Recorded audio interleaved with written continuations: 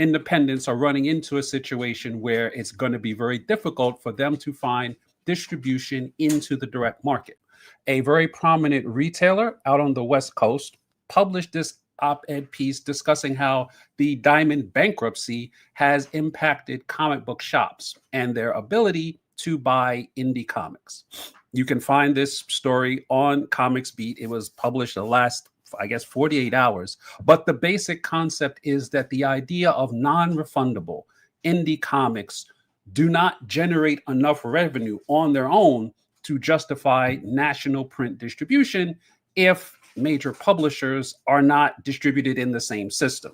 So back before the Diamond bankruptcy, a comic book shop could get all of their comics from one source. They can get DC Comics, Marvel Comics, Image Comics, and all of the indie comics, they would just have to order through previews.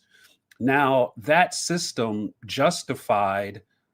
because the main players, the Marvels, the DCs, the Images, the Valiants, whoever, was generating enough revenue from what they were doing to make so it made sense for Diamond to actually go in and kind of pick up the distribution of a lot of independent publishers who don't publish frequently enough or who don't have the sales numbers enough to justify the staff, the warehouse space, the shipping, the production cost itself to run that kind of distribution.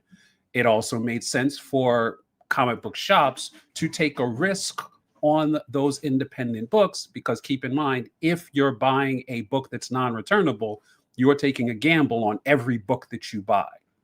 because you're betting that the book you buy, you're going to be able to sell to someone else.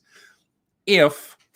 the comic book shops are in a situation where it doesn't make sense to take a risk on an independent book, and it doesn't make sense for a distributor like Lunar to try to handle all of these different independent titles because they don't have the staff, they don't have the capacity to kind of fold it underneath all of the distribution from the majors that they have,